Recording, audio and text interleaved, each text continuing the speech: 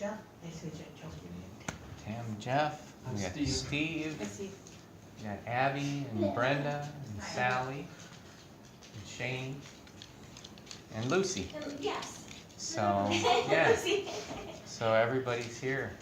Well, welcome, everybody. Thank you for coming. This is the first Sunday that we've done. And so we've been doing Tuesday classes for about 5 years now. And so with some feedback from some folks who'd been coming, Joni among them, the idea was to add a day where, a different time. So a weekend day in the morning where we could get together, do a meditation practice, have a quick talk on the meditation techniques and the theory and practice, and go from there. So that's what this is about. So thank you all so much for being here.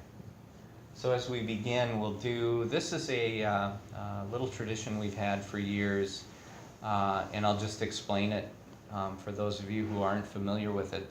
This is a Tibetan temple bell.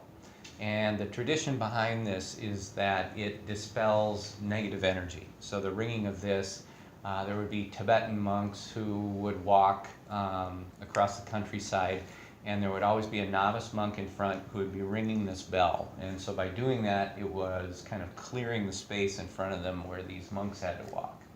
And so they were kind of looking at it from the evil spirits perspective. I've always liked it from the perspective of it is, there can be negative energy, and it usually is within our own minds. We might be thinking, oh, I'm really in a bad mood today, or I'm kind of ticked off about this thing that happened, or whatever it might be. So it has become an opportunity to kind of check in with ourselves before we start the meditation process, and we're able to kind of let go of some of that stuff. So that's become our tradition with this temple bell. So it's not a rite or a ritual. It's just been our tradition. So it's a good way before we start to meditate.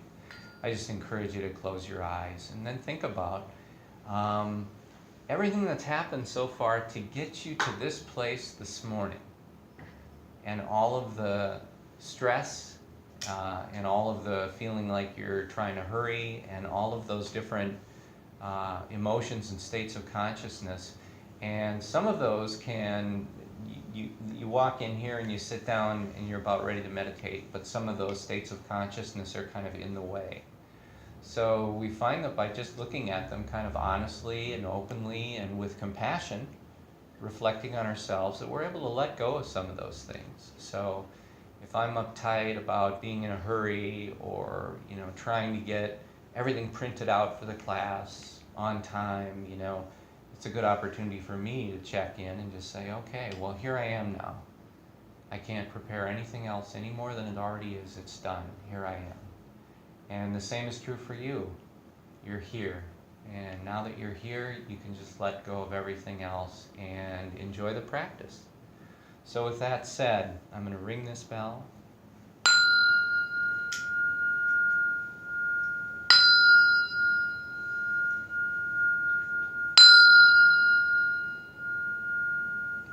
And let there be peace. Let there be peace. Let there be peace. All right. Again, welcome, everybody. So what we normally do is begin with a guided meditation. So I guide everybody through everything, so you don't need to know any of it in advance. And it's a very simple, very pleasant practice. So really it's about getting comfortable for that, however you'd like to be for that period of time. And some people like to lay down. Steve likes to use the Seiza bench, which is kind of a Japanese kneeling bench. There's another one over here that can be used. Some people like to lay down. That works well. I think Abby usually prefers to lay down and do it. Some people will sit on a cushion cross-legged. So there's really no wrong way to do it. It's whatever's comfortable for you. I sit in kind of a traditional cross-legged posture. And I've been doing this for so many years, for me this just feels real comfortable and good. But you don't have to sit in any posture for this to be effective. It's really what goes on inside of us. So You might start out your meditation sitting one way and realize after 5 minutes you're uncomfortable, so it's okay to move. It's okay to, if you're sitting, go ahead and lay down. If, move, whatever you need to do, it's okay. Just get comfortable in your own body so that you can enjoy the practice.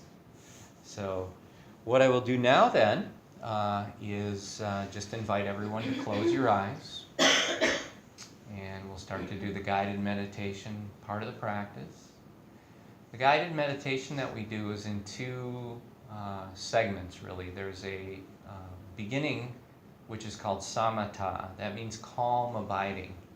And we use a body scan. We move through the body and we observe the sensations as they occur in our bodies as a way of focusing the mind, focusing the attention, and really becoming aware of what's happening in the body. And after we do that, we move to a breathing meditation where we concentrate our focus even further. We just focus on the natural movement of the breath at the nose. So these are really the two major parts of meditation that we do: samatha, calm abiding, and anapanasati, which means awareness of respiration. So to begin, you can let your eyes close softly. And the reason we do this is to eliminate visual distractions. If you prefer to keep your eyes open, you can do that, but we find it helpful to close the eyes. You can breathe through your nose if you're comfortable doing that. If you're congested and you need to breathe through your mouth, feel free to do so, but you don't need to manipulate the breath at all. And then it's also helpful to look for a degree of symmetry in the body, so that you're not supporting all your weight with your left side or your right side, but that there's some balance. So if both sides of your body are doing about the same thing, that will lead to a more comfortable meditation practice. So those are the basics. I'll ring the bell now, and after the bell fades into silence, I'll start to guide us all through the practice.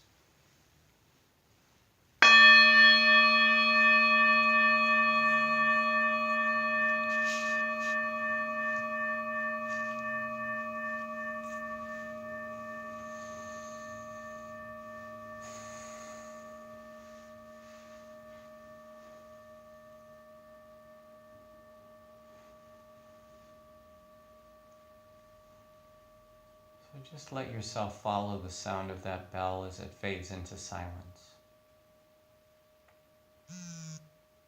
The silence becomes a natural invitation to turn your senses inward.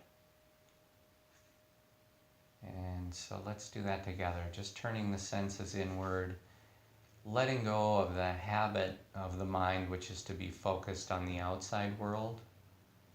We're usually focused on sounds and activities around us. But we can let that go and just focus inward. Focus on the feeling of being present in your own body. And there's a feeling to that. There's a sensation to that, the presence in your own body. And you might notice that after you focus on that for a few moments, there's a stability there. There's a natural stability in your own body. There's a natural stability in your own mind. And it's just by turning the senses inward and remaining focused inward that we start to notice that, this real sense of presence. So with that feeling of presence established, that feeling of awareness, let's bring our awareness up to the top of the head and to the area of the scalp.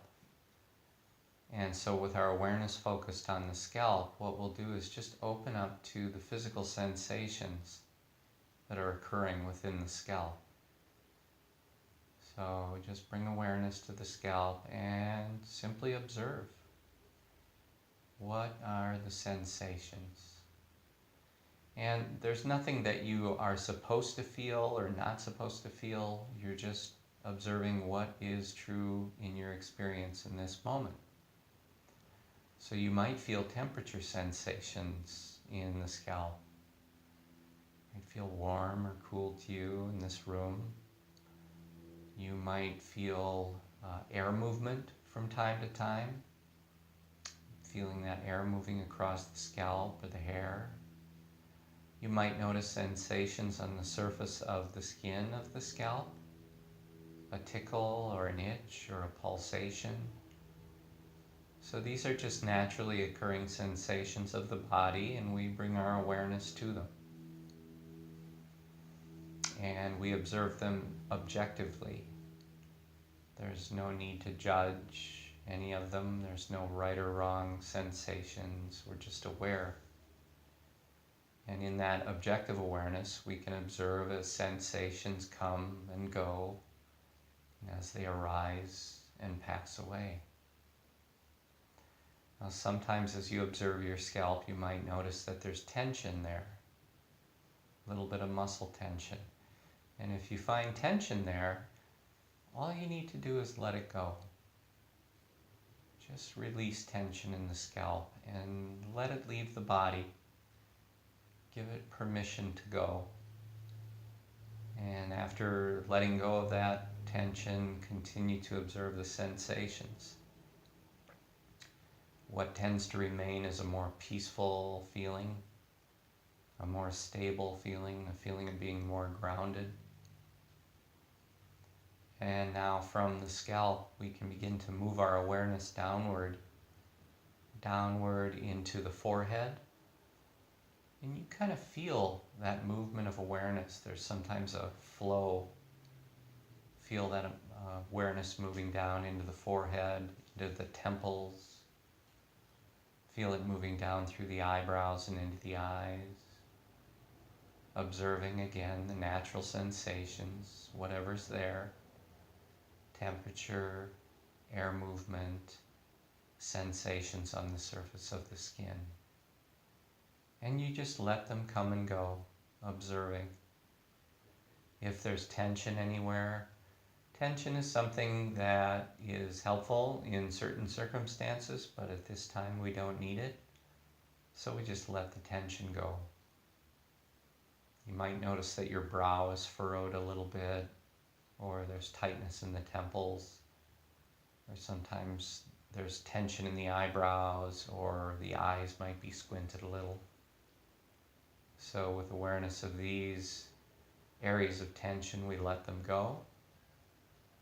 Again, we just release, allow it to leave the body unconditionally. Sometimes I share the image of a butterfly when we work with our tension. If you were to find a butterfly in your home on a warm summer day, somehow it got inside and it was trapped on a windowsill. If you saw that butterfly, you might notice a real feeling of compassion coming up in your heart and mind.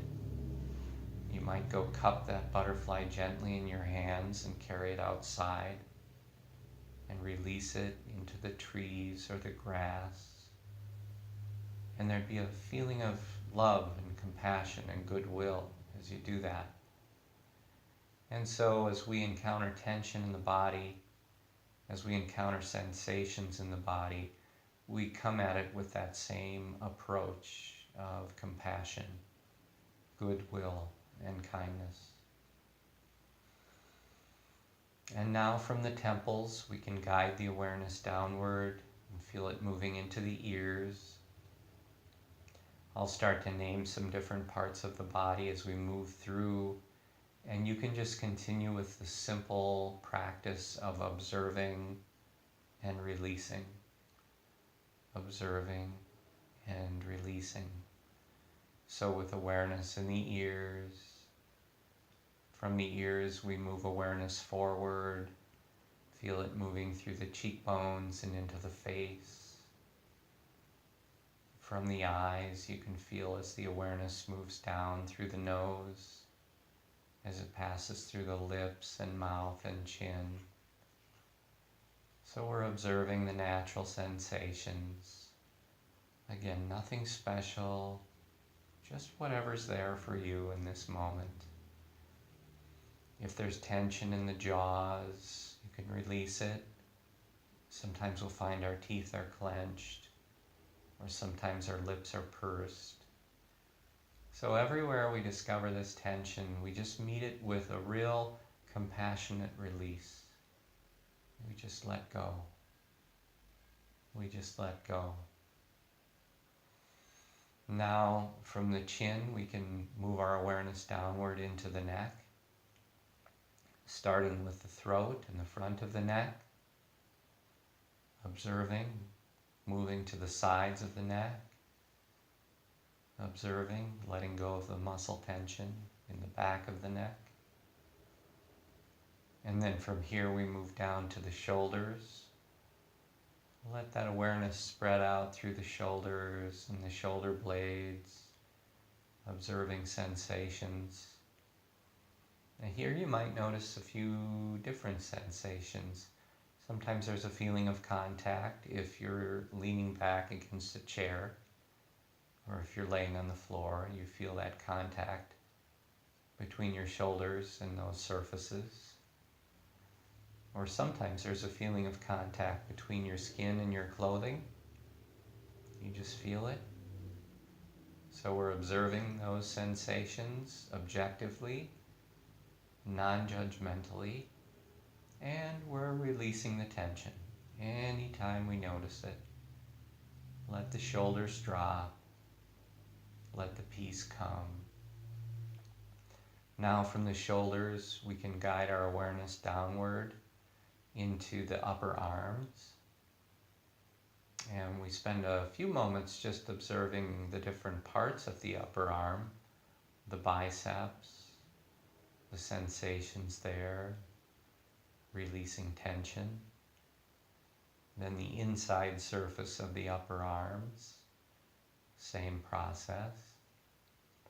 Sometimes we don't notice tension, but it can be helpful to release it anyway. Just go through that practice of releasing tension. And sometimes we'll find that, in fact, there was tension there and we feel even more peaceful, even more freedom in letting go of even unnoticed tension. So then moving to the triceps, the back part of the arm, same process. Moving to the outer surface of the upper arms, from the shoulders down to the elbow joints. From here we can begin to guide awareness down through the elbows and see if you can feel that soothing flow of awareness as it moves through. Sometimes you just feel it moving like a warm fluid moving down from the elbows through the forearms, moving down toward the wrists. And awareness moves through the wrists into the hands. We become aware of the heels of the hands and the sensations there, moving to the palms, then to the tops of the hands and the fingers, the thumbs. Just observing and letting go, developing this habit of awareness and release. Moving our awareness now together down to the tips of our fingers and the fingernails. And just spend a few moments observing your fingernails, really concentrating there. Is there any tension in the fingernails? Is there any sensation in the fingernails? Just observe. And now from here, from the fingertips, we'll bring our awareness up to the top of the chest. And it can be helpful to spread the awareness across the collarbones and then let it flow downward through the chest, moving down all the way to the base of the sternum, and then moving outward through the rib cage, maintaining an attentiveness of awareness, letting go of tension. And we can move through the rib cage up into the underarms, and then from the underarms down through the side of the body all the way to the waist. And then from the waist bringing awareness forward into the belly. And here we might notice feelings of rising and falling in the belly as we breathe, or feelings of expansion and contraction. So we're aware of the sensations, and we're aware also of tension in the belly, and we release it. So many of us hold the belly tight. At this time, you can just let that tension go. Let the belly be free. I sometimes picture a toddler's tummy. When they walk around, their belly just hangs free and relaxed. And we can follow that same behavior. Just let your belly be free and relaxed. Now from the belly, we're going to move our awareness around to the top of the back, starting at the base of the neck. And we'll begin to guide the awareness downward through the shoulder blades and through the upper third of the back, aware of sensations without judgment, releasing tension unconditionally. Moving downward a bit further into the middle third of the back. Same process, observing, letting go. Moving down to the lower third of the back, observing, letting go. Sometimes we'll find that there are sensations in the back we might consider unpleasant or difficult sensations, fatigue or pain. And we notice that it's difficult to be objective when there's unpleasant feelings. It's also difficult to let go of tension around these unpleasant feelings. So this is an interesting part of our practice where we can look at the back and we can look at it through the eyes of this great expansive awareness that we all possess. That our awareness is so much greater than just these small aches and pains or feelings of discomfort. We find that there's enough room in our awareness to allow the sensations of the body to be just the way they are, without fighting against them, without developing aversion toward them. So see if you can do that with your back. Just allow as much space as you need and let the sensations be okay. Because they're there anyway. So our two options are to either push against it and dislike it, or to let it be as it is. Either way, the discomfort is there, but the reaction to it makes all the difference in the world. So allow those sensations to be, give them permission to be as they are. Then let go of the tension around them. You'll find that this is possible. And then from the lower back, we can move our awareness downward into the sit bones. Feel them, feel the feeling of contact and bearing weight on the sit bones. You can feel that awareness moving through the hips and throughout the rest of the pelvis. Observing and releasing. And then we move the awareness downward into the thighs. And the thighs are larger muscle groups, so we'll start by observing the uppermost surface, the top surface of the thighs. Sensations there. Again, temperature, air movement. Sensations on the surface of the skin. Contact with clothing. And we let the tension go. And then rotate outward to the outside surface of the thighs. And we repeat that same process. Rotating downward now. Doing the same thing with the undersurface of the thighs. And rotating to the inside surface of the thighs. all the way from the top down to the knee joints, observing, letting go, and then feeling that flow of awareness as it moves through the knee joints. Again, if there's discomfort in the knee joints, use the expansive awareness. Allow those sensations to be. Continue to move on. From the knee joints, feel awareness flowing downward through the calves. Feel it moving downward through the shins. And then we can follow it as it moves down further into the ankles. And then it finally starts to move into the feet. We feel it passing through the heels, through the soles, the balls of the feet, and then the top surface of the feet. Each part has its own sensations. Each part has its own tension, which we can release. And then we'll move into the toes and the toenails. Bring your awareness down into your toenails and just hang out there for a few moments. See if any sensations come up. Any subtle sensations, there might be something there. This is how we begin to fine-tune and focus our awareness. Now from the toes, we'll bring our awareness once again up to the top of the head and to the scalp, but this time at your own pace, you can start to guide your awareness back down through your body.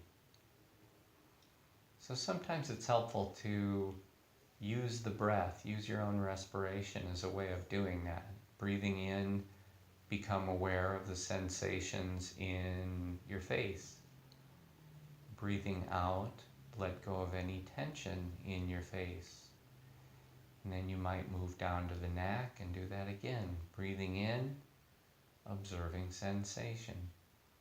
Breathing out, releasing tension. And moving part by part back down through the body. One of the things you might notice as you're moving through is that tension has reappeared in the body in places where you released it just a few minutes ago. So maybe the jaws have tightened up again. Maybe the shoulders have shrugged up. Maybe the belly has tightened. So becoming aware of these places where tension returns over and over, seemingly of its own accord, we can learn something very valuable and important.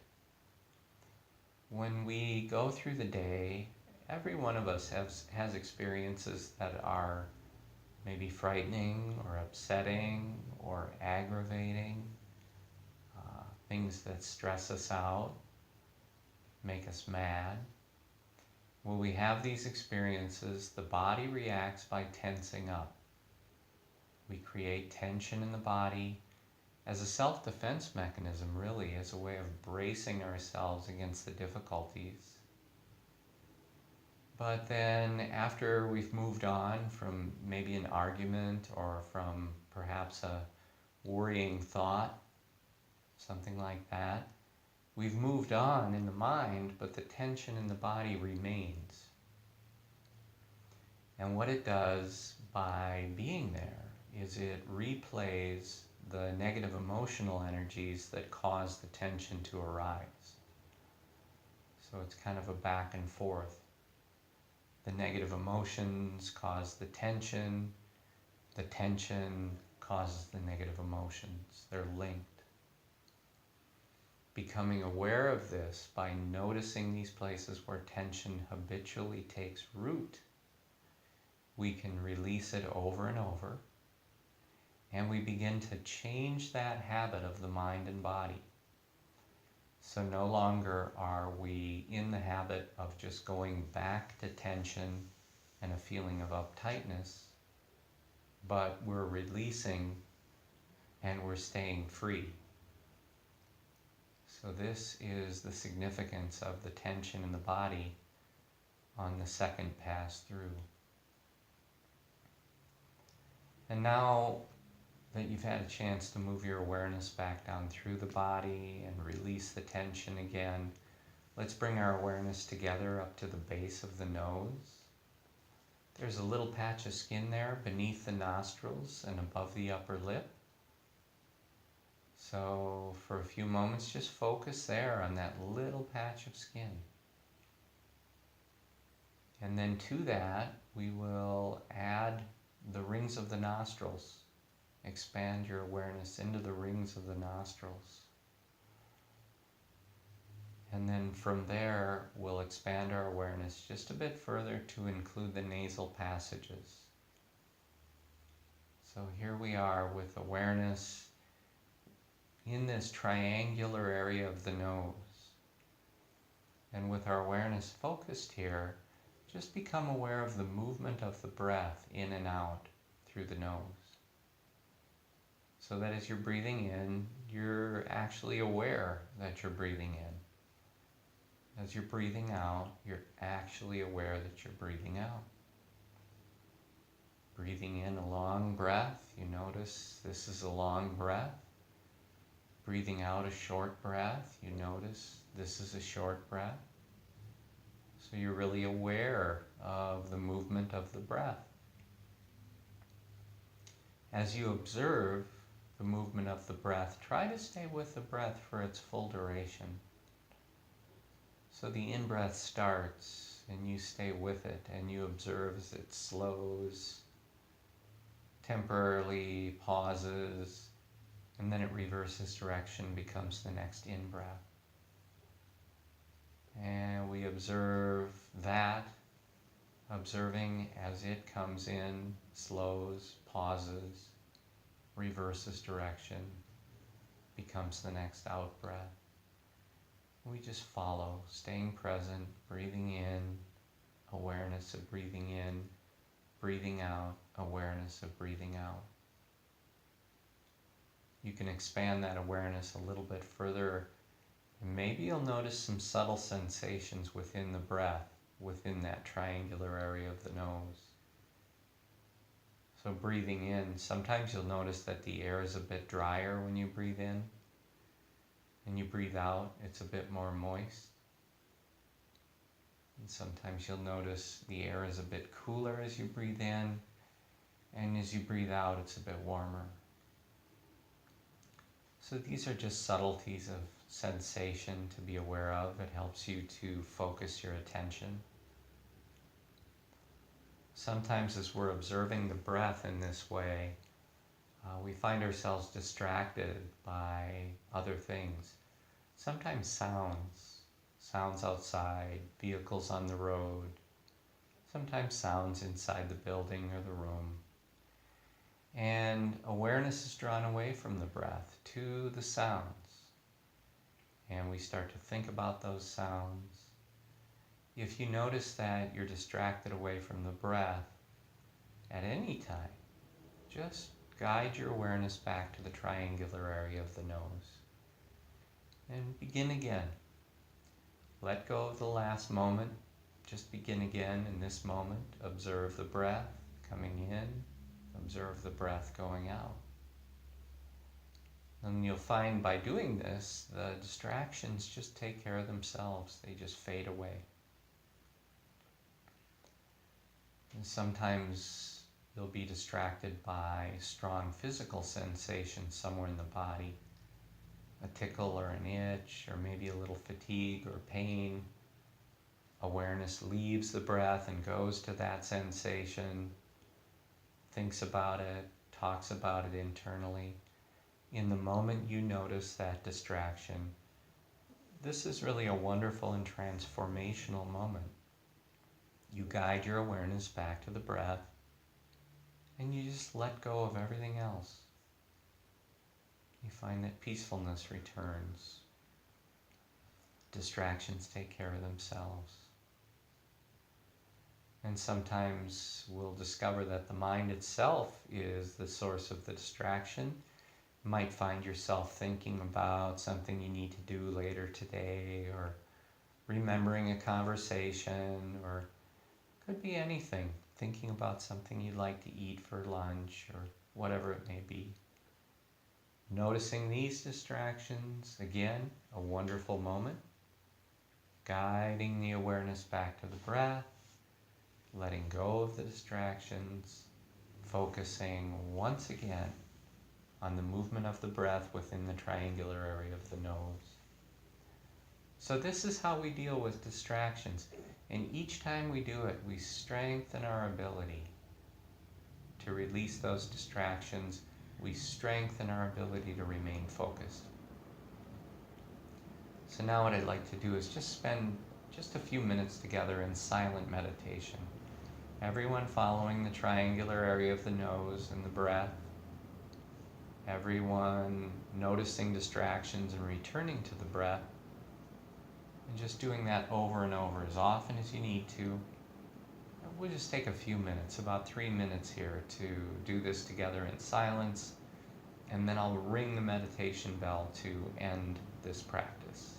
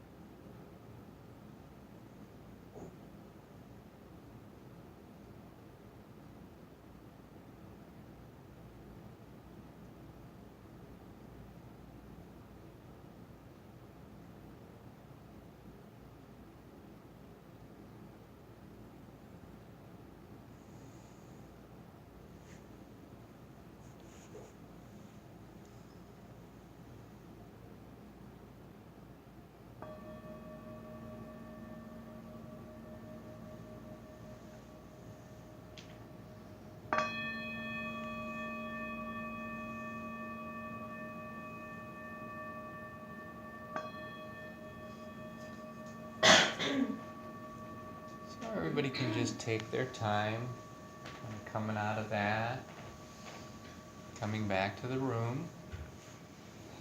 Some people like to stand and stretch or move around a little bit, whatever you need to do.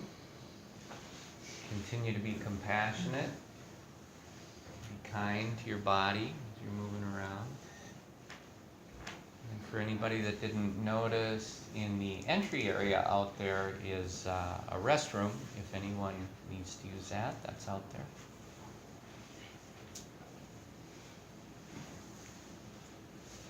So that was very pleasant practice. I hope you guys like that. Absolutely. Very calming, very peaceful. This is the practice that I do every day. It's just my go-to meditation practice. About the only thing I do is add a little time on the end of it, so probably do it a little longer. But this is really the same practice I go through. That first part, body scan, letting go, getting rid of the tension, moving into the breath, focusing awareness even tighter. And then that's really the point where you start to notice what's coming up in the mind. You know, as you're moving through the body, not so much, because you're moving from thing to thing. So there's something, you know, kind of new to look at every few seconds. But once you get up here to the nose, then you're hanging out there and you're just noticing, yeah, I'm breathing, I'm aware. Now I'm thinking about something else. Now I'm thinking about a conversation I had. Now I'm thinking about what I need to do this afternoon. So those distractions really come up. And this is where we start to use the distractions themselves as a tool for strengthening our awareness, because every time we notice it, we just bring our awareness back to the breath. And each time we do that, it strengthens it a little more. It increases our ability to maintain that focused awareness for longer and longer periods of time. So some of what we get out of this is just this feeling of real peacefulness, relaxed, contentment, and that feels good. The other thing we get out of this is what is called insight in the practice. Vipassana is the word. Some of you might be familiar with that. But what really starts to come out of this practice, done repeatedly, done about the same way, because then we develop a baseline of kind of understanding, is we start to gain insight into what's going on in our own minds and our own bodies, and then this is where we can start to make some pretty profound changes. So it's just a real neat thing to become aware of. So what I have today, I want to talk about that a little bit for a few minutes, and I've got a handout. So I wonder how we can pass this out. If I could get a volunteer like Joni, probably. Sure. So one of those for everybody. So this handout is just a little study guide. It doesn't read like a real flowing all the way through text. It's some of it is a little bit of randomness, so it's not book style text.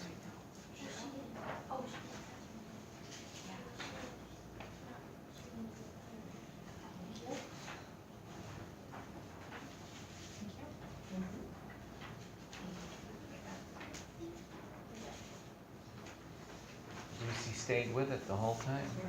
Thank you very much. I appreciate that. So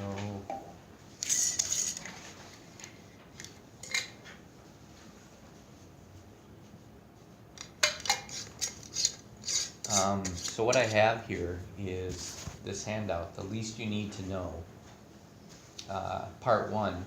The idea is that I'm going to talk about, just kind of continue along with this line of teaching for the next probably few weeks until we kind of get through what we need to get through.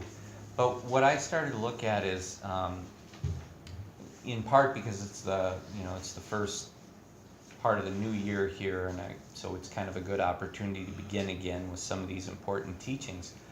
But what I thought about was, what have been some of the things that have been most helpful to me in this practice? You know, what were some of the things that maybe it took me a while to figure out, or it took me a while to find a teacher who could explain this to me, but the things that maybe had made the most profound impact on me? And so that's kind of what I was thinking about, is, all right, how can I share that with people in a way that is meaningful and in a way that you're able to actually do something with it. So you're left with, okay, I can take this and I can work with this and see if this helps me to feel better.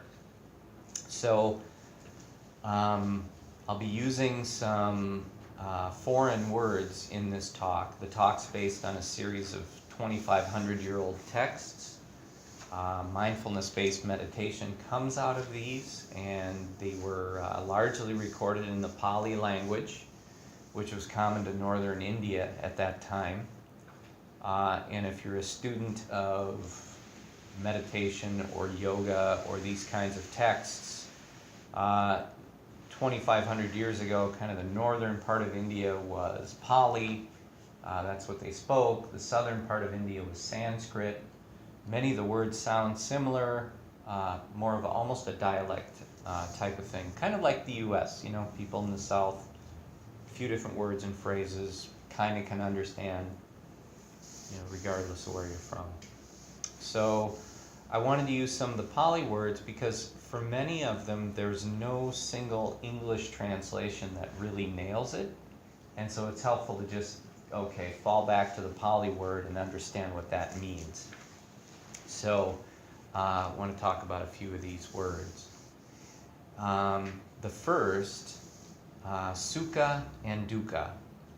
The Pali word sukha means well-being or ease or contentment, and you could go on and on. Feeling good, feeling comfortable, being well. These are all words that describe sukha, this feeling of well-being and happiness. Sukha has an opposite state called dukkha, which means dis-ease, agitation, stress, unhappiness, unsatisfactoriness, and suffering, and a whole lot of other words too. So there's a broad spectrum of intensity to both of these terms, all the way from just general contentment to real blissfulness and joy on the sukha side, from mild agitation or uptightness to major mental and emotional suffering on the dukkha side. So, but these are two key terms as we go forward. But know that that's what these two words mean. Sukha, kind of well-being; dukkha, dis-ease, anxiety, stressfulness. And we experience both of them. There are many moments of joy and happiness in life, many moments of sukha. But there are also many moments of dukkha, kind of the unpleasant side of that. And since sukha isn't an issue, since, if you're happy, then it's like, okay, you're happy. You don't need to worry about it. But it's the dukkha part that we want to work with, because that's where we suffer. That's where we experience the fear and the anxiety and the dis-ease. So this is true of all of us. So we'll focus on the dukkha. We'll focus on the unpleasant or the suffering part. And that maybe sounds a little like a downer, like why do I want to focus on what's unpleasant? But really the neatest thing about this teaching as we go through it is that you realize what this is leading you to is you start to see what it is that leads to unhappiness and dukkha, and what it is that makes that go away. And it's actually a pretty simple formula when we look at it and we understand it. And so it's actually exciting. I mean, for me, when I first learned this, it was like, wow, for the first time in my life, I really get this. It makes sense to me, and I was able to start to use it right away, and it made a very positive difference in my life. So for me, it was a life changer. So again, that's what I wanted to kind of express today, was these are some of the things that just are very helpful. And if you work with them, I'm pretty convinced that you'll find the same positive results that I did. So those first words, sukha and dukkha, pleasant, unpleasant. we move down to the next batch of words, Thana, Upadana, and Dosa. And you don't have to worry about memorizing these like vocabulary words, but just having a general awareness of them. So dukkha, the suffering part of our experience, is generated by something called tanha. And tanha means craving. And it's sustained by something called upadana, and upadana means clinging. When we experience dukkha, our natural instinct is to feel strong dosa, or aversion, for what we perceive as unpleasant, right? So if somebody is really rude to you, for example, at work or just in some social environment, I mean, you're going to feel strong aversion to that person. If somebody's abusive, you're going to feel aversion. I don't like that person. I don't want to be near that person. So we have strong aversion for what we perceive as unpleasant, and we have a strong craving for and a clinging to what we perceive as pleasant. So we've got these two dynamics going on, kind of polar opposites. On the one side, aversion, I don't like that, I don't want it around me. On the other side, there is craving, I want this, I need this, I'm convinced this will make me happy. Somewhere in the middle of those two is something called clinging. That's the upadana word, and that's one of the things that perpetuates this process. Back to some of the definition of these three terms here, Thana, Upadana, and Dosa. Thana, the literal translation of that in Pali is thirst. And so then it's used in reference to our own wants and desires.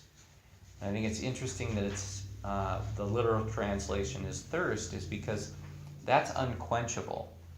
We can be thirsty, we can get water, we can drink it until we're full, but it's always going to come back. There's always more thirst that replaces thirst. The word upadana, the literal translation for that is fuel. So this clinging is when we're adding fuel to the situation to keep the dukkha, to keep these unpleasant experiences going. We do this unconsciously with this clinging, this upadana. And then there's the dosa, again, the aversion for what we perceive to be unpleasant, and the strong craving and clinging for what we perceive to be pleasant.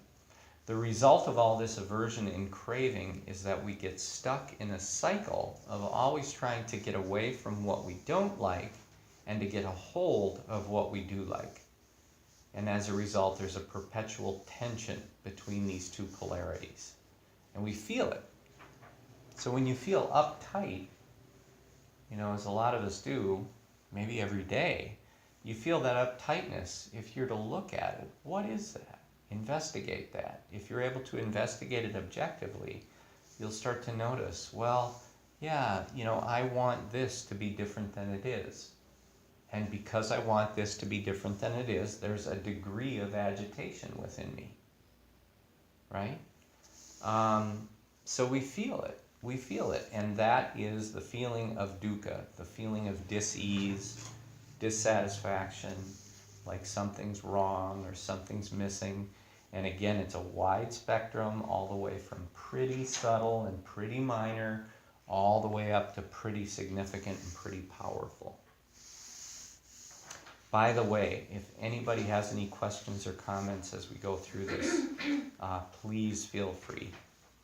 I always enjoy the dialogue and the back and forth. It makes it more meaningful to everybody. So feel free if you have anything that you'd like to share. So now I want to move to this next term, samsara. We feel the constant agitation and dis-ease of always wanting something to be different than it actually is. That's dukkha.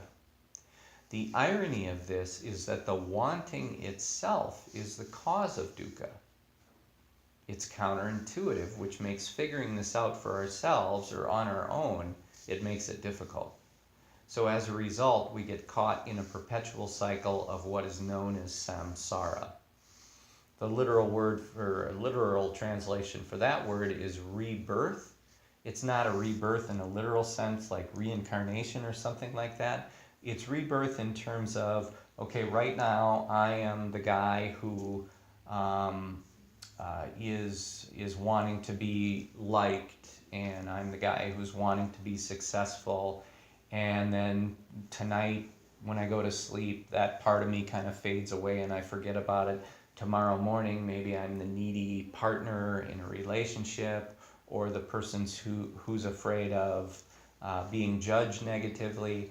And so the experience of our lives is kind of this constant rebirth caused by the things we're craving, the things we have aversion towards. So just these little sort of, you can almost call them moments of being, and we all have these ever-changing moments of being. Rebirth is what it's called. So samsara, it's like a cycle. But kind of, so it's making it seem here like rebirth is kind of an almost negative thing? Nope, it's not. Like born again, or, I mean, is that what it's... It's not like born again. Rebirth is really kind of beginning again with a new set of ideas. So you could, again, say, right now I'm sitting here, sharing these teachings, and so I'm sort of in this role of teaching this. And so part of that is that I want to, hopefully do a good job and communicate it in a way that's meaningful. Later on, maybe that fades away, that birth dies, and it's replaced by, okay, now I'm concerned about my relationships with other people, or my relationship as being a partner. So I take birth now as this, this new thing. Now I'm concerned about that, my relationships. And then maybe after a while that kind of fades away, and now I'm worried about, something else. Or maybe I'm focused on something else. So it's not necessarily negative, but it's this perpetuating cycle. And it comes about as a result of this craving, this aversion, and this clinging. So the upadana is always kind of fueling it.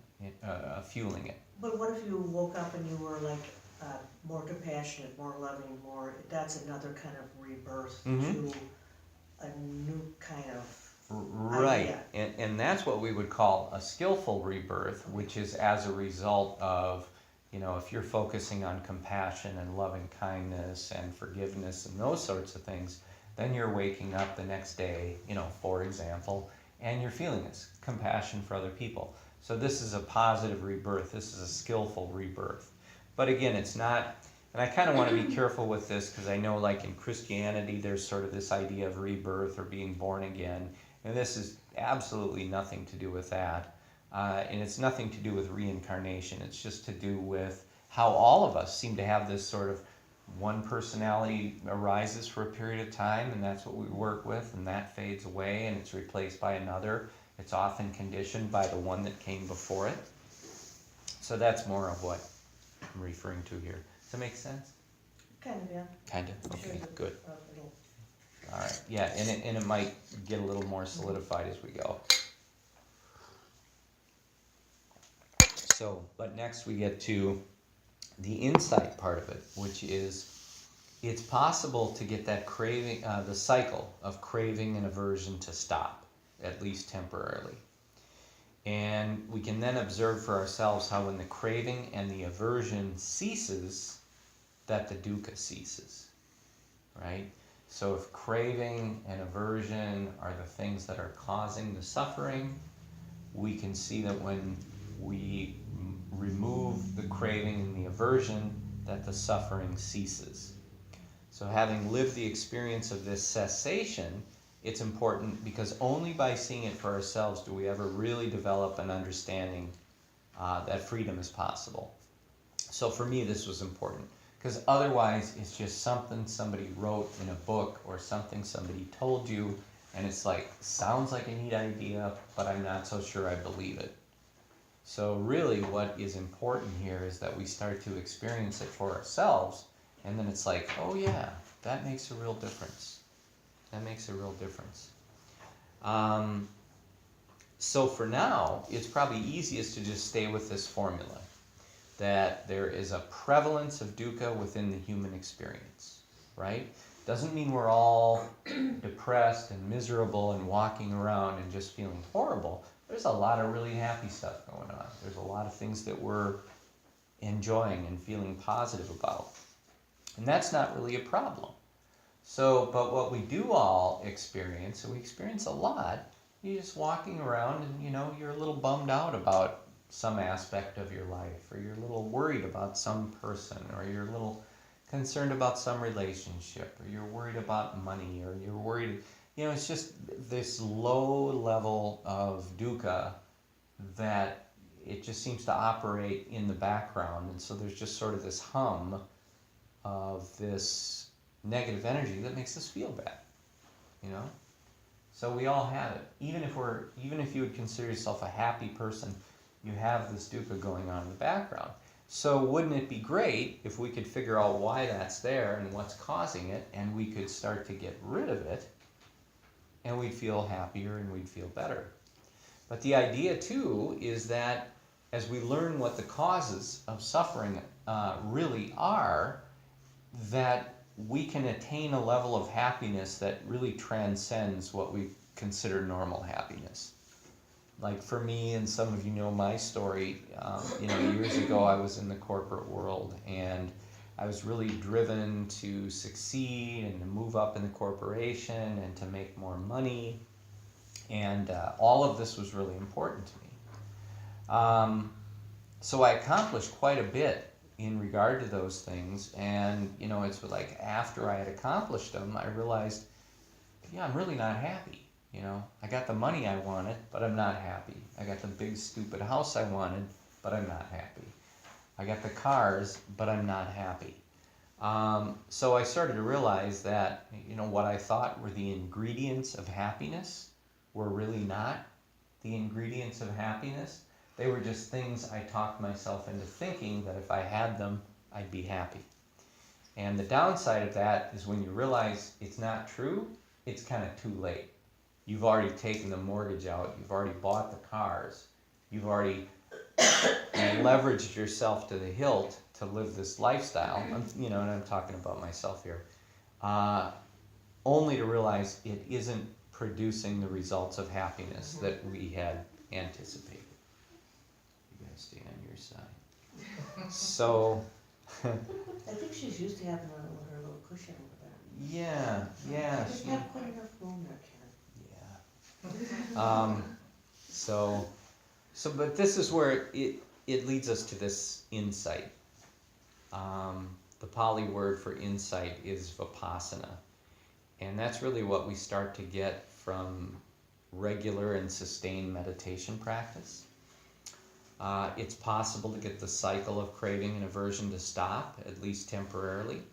Oh, and I kind of read through this already, so let me just drop down a little bit to the bottom of page 2 there. So for now, just stay with the formula. There's a prevalence of dukkha within the human experience. We all have suffering. The cause of dukkha is not actually rooted in the lack of the conditions for happiness, but in the fact that we've convinced ourselves that something's wrong. That's important. The cause of dukkha is not actually rooted in the lack of conditions for happiness, but in the fact that we've convinced ourselves that something's wrong. I don't know if it's just us convincing ourselves, but I think that there's an advertising thing out there that wants to keep telling us that we need to Oh, be absolutely. new and improved everything, you I would know? love to be an advertiser because Yeah. I would tell the truth. Yeah. Well, sure. I mean, it's Hire me I because of mean, look at that. anything, that's what they're It's- telling us, that that's what we should have Yeah, in order to be happy, that's. a multi-billion-dollar industry. Yeah, And just it's very watching convincing. commercials. I mean, it has, So I I mean- think it's absolutely ridiculous. Like, you know, I'm sorry, but like, use soap and water, but yet they sell you toilet paper, and then that's not good enough. So buy this other thing that comes with, more toiletries and another big Tupperware, plastic hunky junk. It's like, what about just simple soap and water, guys? But then, Well, if they to don't me make it's so money, they don't obvious, make it's- money if they didn't. Yeah. Right, that's why I would That's be a why it's- funny that's what's advertiser, out, because yeah. I would just nail the truth out there and people would be, I would make a But joke out of these products. what they have learned is that they've learned the craving formula. Yeah, They know, hey, if I can convince this person that if they do this, they're gonna find love, or if they do this, they're gonna be respected, or, whatever it is. So they're hip to all that, and they use that, so they're using psychology, obviously, to advertise. And yeah, some of that is, to our own harm. A lot of times I see commercials and, I feel kind of bad about them because they always seem to be, taking people that are just normal, beautiful human beings and saying, oh, and by the way, your teeth aren't good Yeah. enough, and your complexion forward. isn't good enough, and, and. You're never enough. Yeah, Absolutely. you're never enough. And so, yeah, the craving is built into us. The craving is built into us. But here's something interesting. If you were just, and it's easiest to come upon this in a meditative state, if you're just calm and peaceful, you're following the breath, you're really not craving or clinging to anything, there's no aversion, you're just peacefully abiding, you will notice that when a desire comes up in the mind, some sort of wanting, that it's like there's a disturbance in that peacefulness that you had just cultivated. And it's got nothing to do with what that wanting or not wanting is. It's got everything to do with just the existence of the wanting. The wanting itself is the thing that causes the agitation. And so we can become aware of that.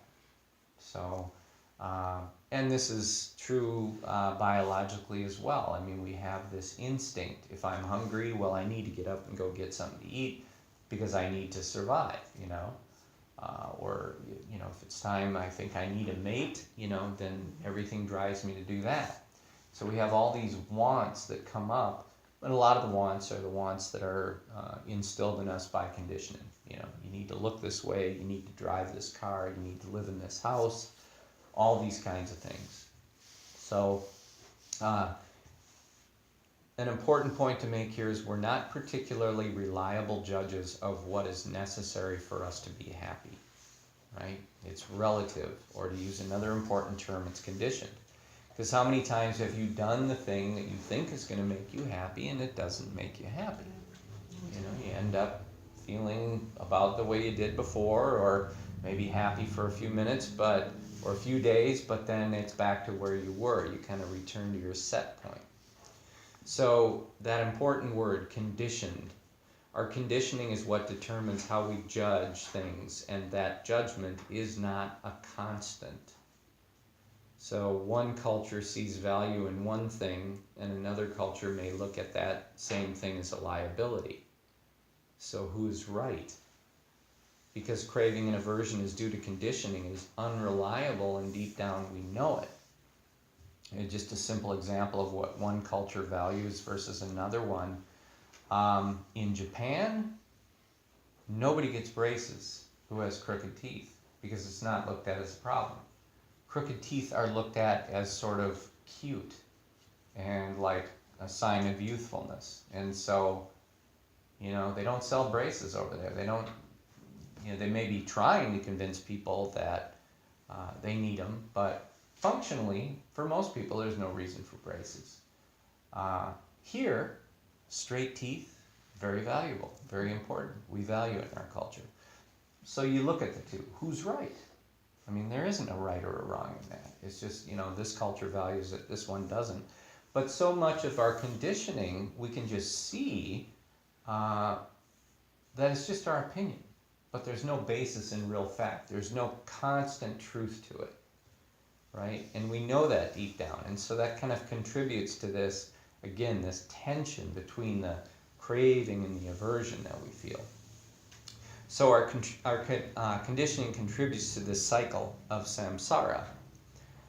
So today I take birth as the greedy business person, And then that version of me dies, and the next day I take birth as the person who is needy in relationships. And that version of me dies, and I take rebirth as the overconfident, aloof person, and on and on and on.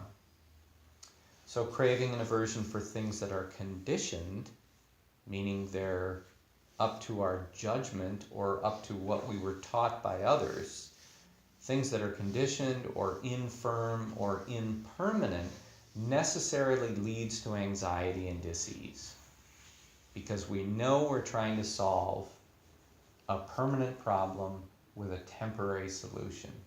So we know it's only going to last for a little while. And sometimes it morphs into something worse. Some people know me that I will eat like an incredible amount of ice cream at one time because it makes me feel good and I enjoy it and I get a kick out of it. And then the next day I feel sick and bloated and I regret having done it, you know. But we do this stuff over and over. I mean, we do the same things that cause us to feel lousy. But it's always like, maybe this time it'll be different. Maybe this time I can eat that half-gallon ice cream and not feel sick tomorrow, you know? I thought you said you ate lots of ice cream. Half gallon is really not anything. Well, that's a warm-up. Yeah. That's a warm-up. Exactly, yeah. I try to get less than I used to. So, yeah. But, bunny tracks is... No. That's a good one. That's a good one. And so, you know, but this is neat because we see it in simple ways that are kind of funny and silly. And it's really true. But then we see how that transfers to other things that are kind of a bigger deal. And so much of this comes down to self-compassion.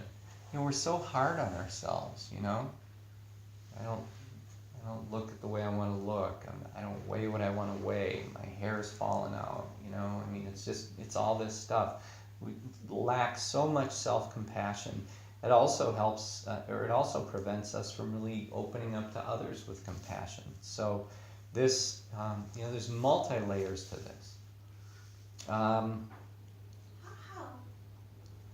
does it prevent our own worries about ourselves, prevent us from having compassion for other people? Like what causes, what would cause? I'm sorry. No, Well, I see no, that. no, I it's a mean, good we question. see that with people because, I mean, it's like when they feel like if they've been denied something or something that they don't have, like, well, why should they get that when I don't? It's, I think it's very prevalent in our society. There's really that. prevalent about. Yep, there's that. And then there's also a lot of, you know, if I feel really bad about myself and usually it's because somebody convinced you that something was wrong with you, and that's not true. But you bought into that. And so you feel terrible about yourself. And whatever that thing is, you're going to probably judge other people based on that same criteria. So it's like, you know, I remember back when I was making, you know, big money. And so because that was important to me and I judged myself based on that, I would look at other people and judge them based on that, you know? And I think we do that, you know, if we look a certain way, if we feel like, yeah, I'm super attractive or something, then we tend to judge everybody else through that same lens. Or, you know, I'm super liberal, and so we judge everybody else through that same lens. And so I think that, kind of to your point, That's why I don't understand that. I have no expectations for myself, so I just love everybody. and that's good. Yeah, I mean, right, and that's kind of what comes down to it is when you get to a point where you're able to finally let go of that stuff, you find that there's tremendous freedom in that. Okay, so craving and aversion for things that are conditioned, infirm, and impermanent, that necessarily leads to anxiety and dis-ease. Because deep down we know that these things are just incapable of satisfying us on any permanent level. So this impermanence and dukkha, the suffering, go together. But for the most part, we're ignorant of the relationship. It's not an ignorance based on intelligence. It's just we didn't know that that was the dynamic. We didn't know that that was the relationship. For me, it was like the first time I read it, it was, wow. I mean, that's kind of like, I felt like I just got hit in the head because that was a big deal. So for most of us, we're just sort of ignorant to maybe we have a little bit of an idea that that's true, but to the depth of which that's true, we often don't know. And so we continue that samsara process, just kind of spinning out more craving, more aversion. But the thing is, with the practice of meditation, we start to see that relying on what is impermanent leads to more dissatisfaction and suffering. So when we meditate, theory and practice start to come together. Normally, we're so preoccupied by thoughts and activities that we don't see how the samsara cycle keeps showing up. But meditation, like we did today, creates this clean, clear, empty space within which we can all see the subtle causes and conditions happening with some clarity. So yeah, sitting in meditation, many of us will have the simple experience of sitting here meditating, trying to concentrate on my breathing in the area of the nose, and then a loud truck will go by. And I feel kind of irritated by the fact that a loud truck went by and it disturbed me from my meditation. And that reaction comes up. And for a brief moment, that disturbs our equanimity and our inner peace. Just for a brief moment, in a very mild way. But then we realize, I can be aware of these distracting sounds and just let them go and return to my breath without reacting to them. And so we realize, and then I feel peaceful and free. It's just over. It's done and I'm free. And so this is what we start to notice in kind of this laboratory of meditation, is that it is our reactions to things. It's not what's happening that's important. It's our relationship to what's happening that's important. Because what's happening and our relationship to it is based on conditioning. And if we decide something is wrong, not good enough, a problem, we convince ourselves that's the truth, and so then that's what we have to deal with. So we see the cause and effect, and we see how removing the cause removes the effect. This is where the real freedom starts to grow. We see how when we're caught up in craving, we suffer. We see how when we let go of craving, we feel better. We didn't add anything to the equation, we remove something. We remove the craving. And so that's the really neat part about this. So as you're working with this, there's never a, I need to make more money, or I need my teeth to be straight, or I need my hair to grow, or whatever it is. It's always, I'm aware that my wanting, that my craving is the thing that makes me suffer. That's just a fact. So to whatever degree I can let go of that is the degree to which I will feel better. So sometimes I talk about, it doesn't have to be 100%. For most of us, we can't. But what if you could get rid of 25% of that craving? I mean, you'd feel 25% better. So there's a savings. So the interesting thing about this is that craving, clinging, aversion, etc., requires a lot of effort. Craving uses up a tremendous amount of mental and physical energy. So by reducing craving, again, say by just 25%, we save energy, a great deal of energy.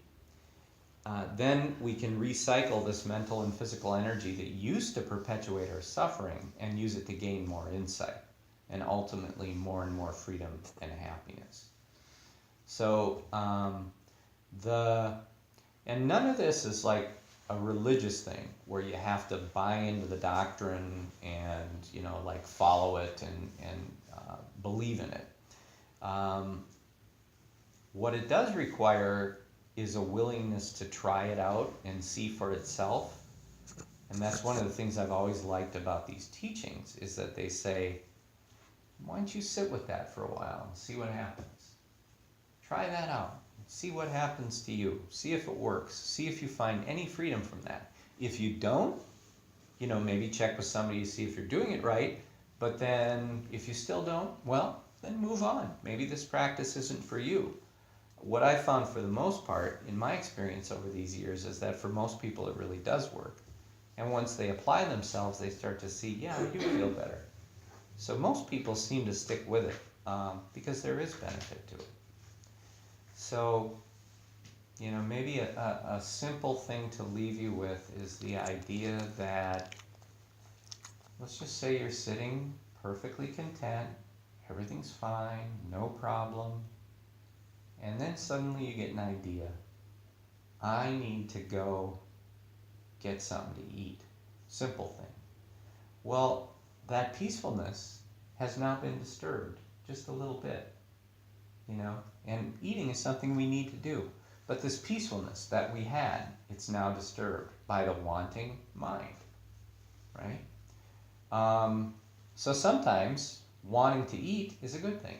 But so much of, if you just kind of watch the wanting mind, keep track of maybe what the wanting mind was wanting for 24 hours, you would see it's just all sorts of random stuff. Most of it useless, most of it impermanent, most of it costing money, or something that's going to take you away from happiness. So just being aware of the wanting mind, this is the way we're wired genetically. The wanting mind, being aware of it is the very thing that allows us to let it go. And to the extent that we can let it go is the extent to which we start to feel better. So we are about 3 minutes away from the end of our time, so I want to end it.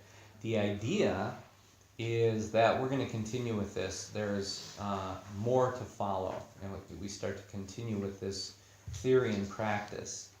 But hopefully you found some kind of benefit in this, and maybe this starts to open up a little bit of a feeling of you're intrigued and maybe want to know more about this. But I can tell you from my experience, it's saved my life. So it's really been a big and important practice. So I hope you will return on next Sunday. Otherwise, this class is going to repeat Tuesday. We're going to repeat Tuesday, so you're welcome to come, or if you know somebody you think might benefit, you can tell them about it. A couple other things I'll just mention. So this class repeats Tuesday evenings at 7, and then we'll be doing the 10 a.m. on Sundays. I record the audio of my speaking to the website, and I usually have that posted by the following morning.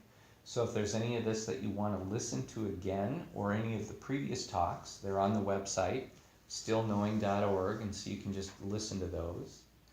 I was going to mention too that there are a variety of classes coming up in the month of, some in January, but quite a few coming up in February. Things like Reiki teacher training is going to be coming up, depression management through meditation and mindfulness, some introductory classes, quite a few different things. They're posted on the bulletin board out there, but if you haven't signed up for the newsletter, you can sign up out there. There's a sign-up sheet by the bulletin board, and I send you a monthly newsletter, and it has all the different things that we offer in our schedule. And let's see what else. There are books out there available if you're interested in reading more on this topic. And then there's also what we call a Dana box, and so we're operating now fully on the generosity of the community. So if you're feeling benefit and you're able to share anything to help the center continue, your generosity is greatly appreciated. So with that, I want to close us out with what is known as the 4 Brahma Viharas. And it's a simple practice, but we talk about all this stuff. A lot of good ideas, a lot of things that are kind of, they're on our mind, and we want to start to experiment with them. But it's so helpful, it's so important to end these conversations by setting the mind toward compassion, loving kindness, appreciative joy, and equanimity or peacefulness. Because really, what this comes down to is compassion for ourselves, compassion for others. So I'll just invite you all to close your eyes for one moment. I will say the words, try and let yourself feel them. But one thing we become aware of is that there are all sorts of beings in this world, people and animals, all kinds of beings who suffer greatly. And so it is our sincere wish that all beings may be free from suffering and the causes of suffering. So this is a cultivation of compassion. And then from there we go to a cultivation of loving kindness. May all beings be surrounded by love and kindness. And then may all beings be surrounded by joy and happiness. All beings. Sometimes we might be offering these wonderful sentiments to people that, maybe we think, boy, do they really deserve it? Try to let go of that and just let it go out to everybody, Things will get sorted out on their own. Just try to offer the compassion, loving kindness, and appreciative joy to everyone. And then finally, equanimity. May all beings be peaceful, free, balanced, not feeling like they're in a state of constant craving or aversion. And then may you who are sharing this space with me this morning, I am so grateful for your presence. I appreciate you so much. May you all be truly, truly happy.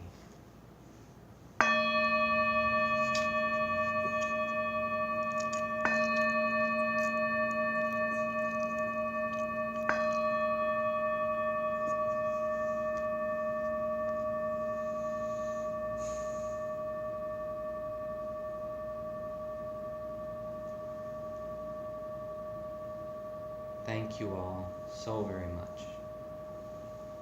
Thank you, thank you. We'll see you hopefully next Sunday or Tuesday or both. And hang around. You don't have to rush off. You can hang out and chit chat if you want to, or anything you'd like to do. That was awesome. You like that? Yeah, Awesome. it's a pretty cool concept. It's some of it's like a little heavy, a little dense, but you kind of digest it for a few hours, and it's like, yeah, some of that makes sense. It's really helped me. It's really helped me. It's life changing, but in a very subtle way. You know what I mean? Don't you think so, Steve? It's just kind of subtle off and looking at things different and It's not like being upset all the time. sometimes it's subtle, and then other times there's moments of profound Yeah. Oh, it's profound. progress. Yeah, but yeah, it can be the subtlest thing, and then it can be the most profound thing. You forget sometimes. What, And it well, becomes reaction. Lucy did good. Lucy did good. Oh, yeah. Happens less and less. Hey, Abby and Brenda, it was great seeing you again. Oh, you gotta go see her. Oh, she gave you kisses back. She did. Yeah. Hey, thanks, Jeff. Thanks for coming. It was great having you here. I think I'll come back. I hope so. Yeah, that'd be awesome. I'd love it. Yeah. Yeah, really glad you enjoyed it.